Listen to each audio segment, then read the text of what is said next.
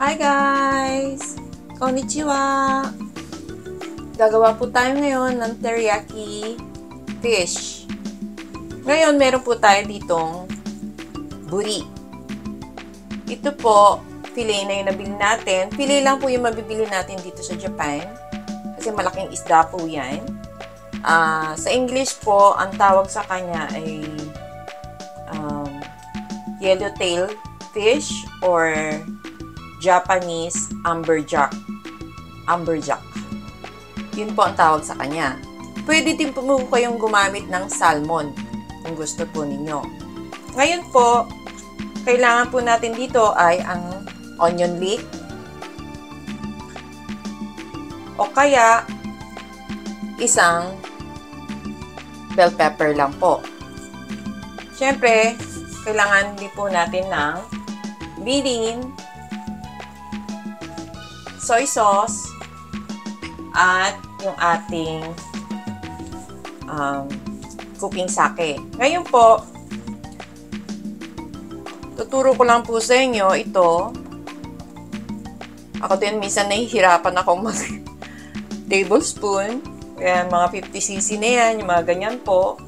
Ito po, pag na-on nyo po yung inyong scale, lagay nyo lang po yan. Tapos, pindutin nyo po yung on para mag-zero siya. Tapos, ito na po yung ating cooking sake. Ang kailangan po natin is 50cc. 50cc po.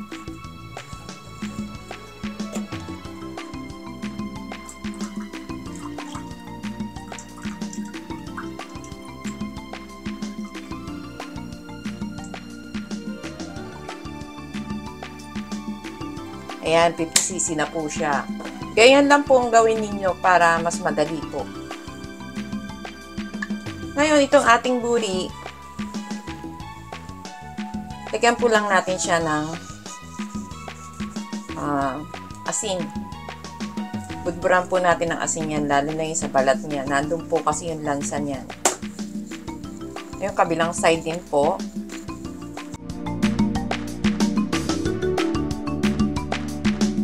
Hayaan po natin siya ng mga 20 minutes. Ganyan lang po. Tapos huhugasan po natin yan sa tubig para mawala po yung kanyang lansa. So, ngayon po, habang niintay po natin yung ating isda, ito na lang po ang gagamitin ko. Sigurado po meron po kayo dyan. Wain lang po natin yan ng ganyan.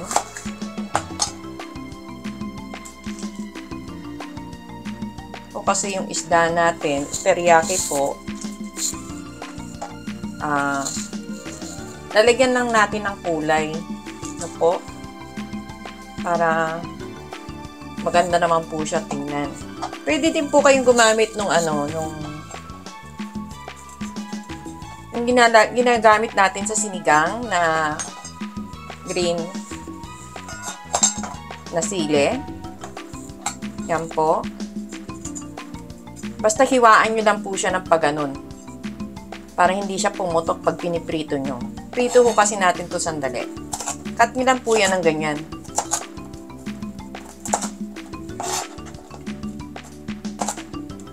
So, isang fillet, kalahati nitong ating bell pepper.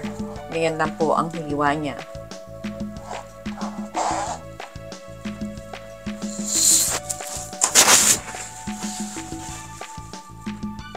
So, ngayon po, meron po tayo ditong kawali.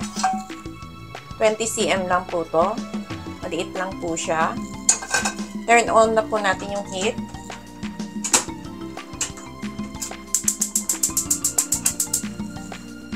Lagyan po natin siya ng konting mantika. Yan. So, dito ipiprito po natin ng yung ating bell pepper. Habang iniintay po natin yung isda natin, dito po natin siya.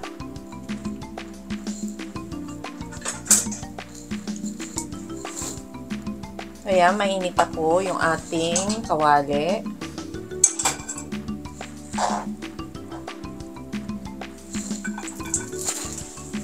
Isa lang po natin yan. Medyo tumatalsik po Ingat lang po kayo.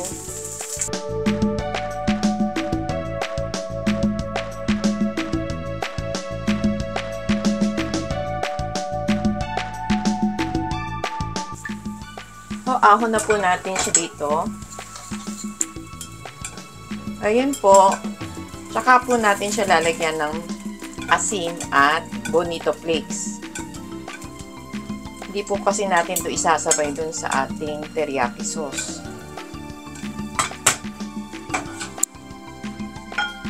Ang ganyan lang po siya.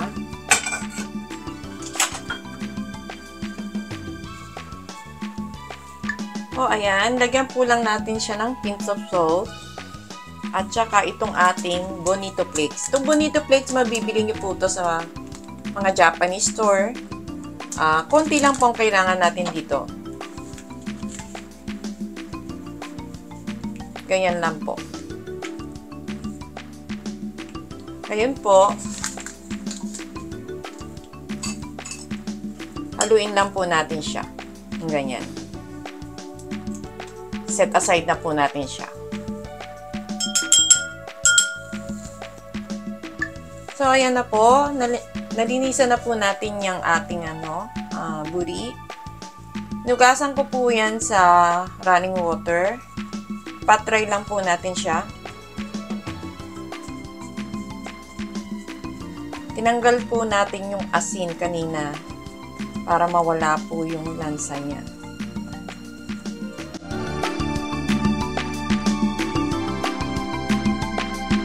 Ngayon po, gagawin natin dyan, lalagyan lang po natin ng konting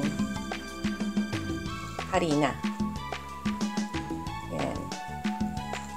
Hindi na po tayo gagamit dito ng cornstarch.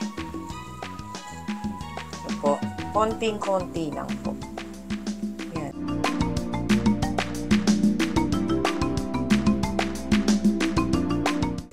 O, ngayon po, prito na po natin siya.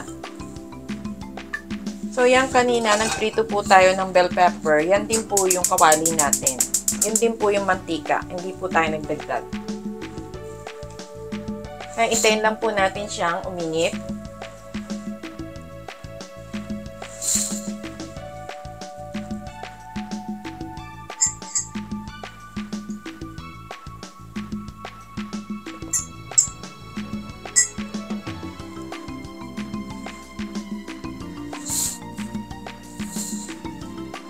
Nasa high heat po tayo Ang konti lang po yung mantika niya talaga.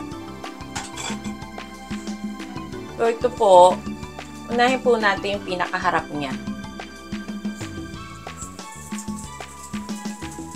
Ito po yung harap niya.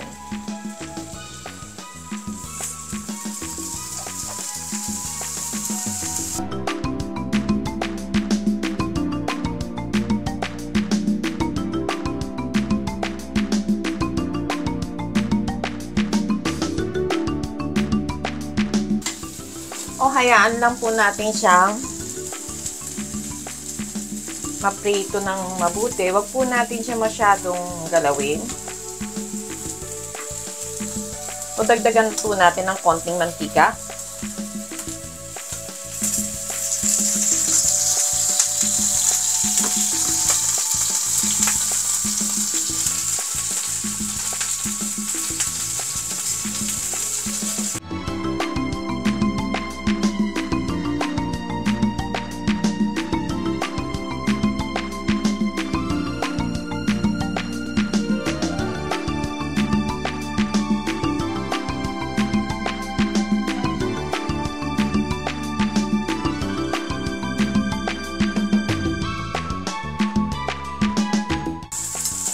Yan, hindi pa ho siya luto.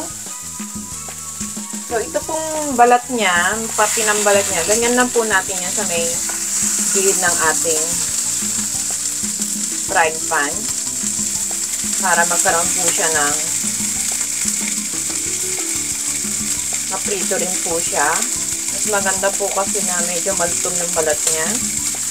Yan.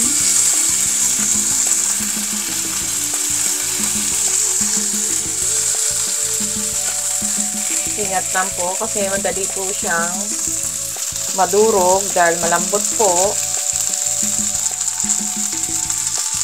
Ito rin pong isa. Ganyan lang po natin siya. Medyo may pagka-golden brown na po.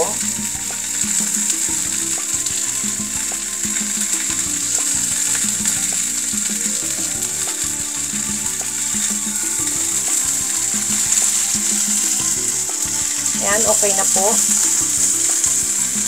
Nakulay na po yung kanyang naprito na ng konti. Ayan. Ngayon po, low heat lang po natin. Tanggalin po natin yung oil niya. Ayan. Low heat lang po natin siya. Konti lang yung oil na nilagay natin kaya wala masyadong oil po ito. Ayan. Talagang wala po kayong ititirang oil kasi malansa po yan. Yung lansa ng ating isda ay nandyan po sa oil natin. So, tanggalin po natin siya. Ayun.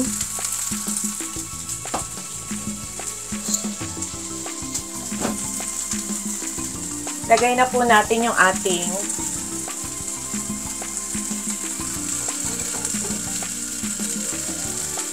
cooking sake. High heat po. Ingat lang po kasi alcohol po yan. Yung ating mirin. Makasan nyo lang po para mag-evaporate po yung ating alcohol ng cooking sake. Tapos, yung ating soy sauce. O, yan lang po yan. Pwede nyo dagdagan yung yung fish fillet nyo ng hanggang 4. Pwede po yan. Pwede po. Kung gusto nyo po. Ako, 2 lang po yung nilagay ko kasi yan lang yung nabili ko ngayon. Yan. Ngayon, nakita nyo ng ganyan. Low medium heat nyo po. Hayaan lang po natin siya na ganito. Low medium heat lang po yan. Yan. Hayaan lang po natin siyang pakulaan dito sa ating sauce. Yan. Para makuha niya po yung lasa. So, hindi na po natin siya babalik-balik na rin. Kasi, madudurog po.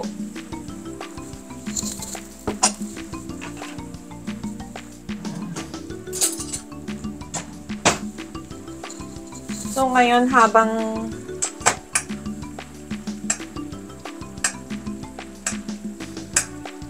habang nakukuluan po natin siya, ganyan lang po yan. Huwag masyadong kulong-kulo kasi papait po yung inyong sauce. Kaya, low heat lang po talaga tayo dito. Tsaga-tsaga lang po. Yan.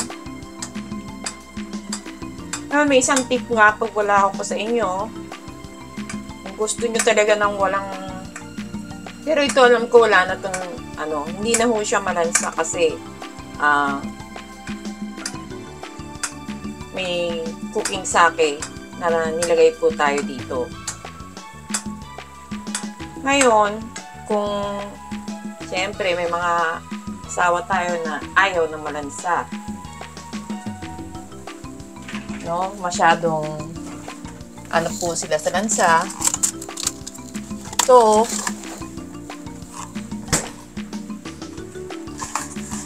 kung meron po kayong ganitong umeboshi, pwede nyo siyang lagyan ng 2 piraso.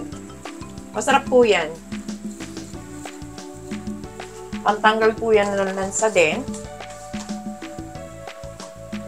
Lagyan nyo lang po siya ng ganyan, ng umeboshi, 2 lang. Kung mahilig kayo sa umeboshi, kahit 3. Ako gustong-gusto ko po ito. Ilalagyan ko siya ng umeboshi. Yan. Yung umeboshi, pagka-summer dito, yan ang kinakain ko sa umaga para hindi ako ma-heat stroke.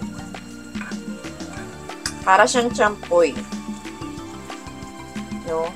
Pero hindi siya maalat na maalat kasi yung binibili ko kasi minus 10%. Mabibili niyo po yan sa mga supermarket.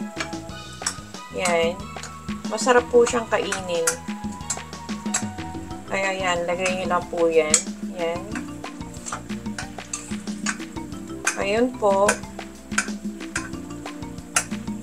Yan, ganyan na po yan. So, nangungunti na po yung ating sabaw, yung ating sauce. Medyo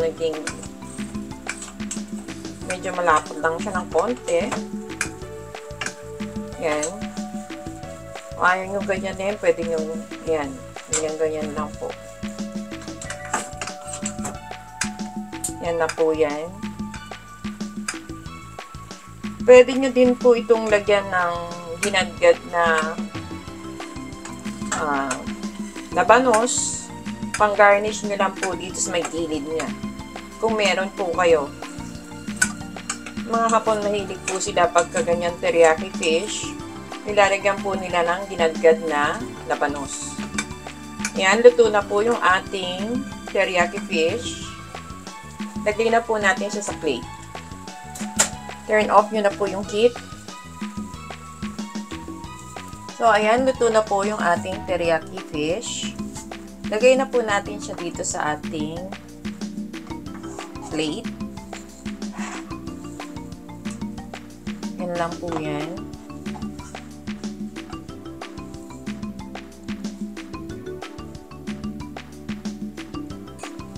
Tapos, yung ating umeboshi, lagay po rin natin dyan sa gilid.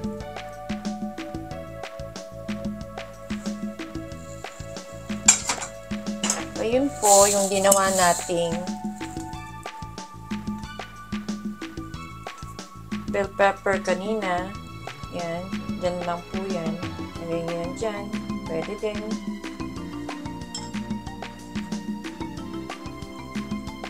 Kahit dun lang po sa may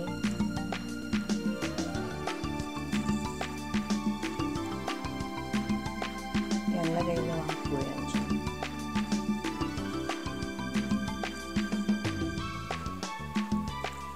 Yan lang po yan.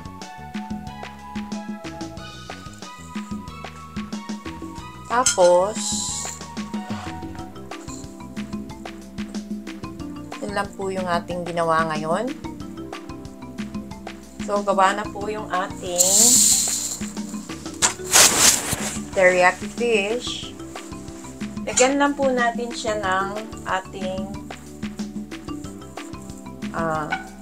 sauce sa ibabaw. Yan. Sayang po yung sabaw natin, yung sauce po natin. Ganyan po. Yan lang po yan. So, ayan na po. Gawa na po yung ating teriyaki fish. Sana po nagustuhan ninyo ang ating recipe ngayon. Paki-like, paki-share, at paki-subscribe. At paki-click nyo na rin po yung bell button natin para pag may mga bago tayong video na upload, manonotify po kayo ni YT. Maraming salamat po. Arigatou gozaimasu.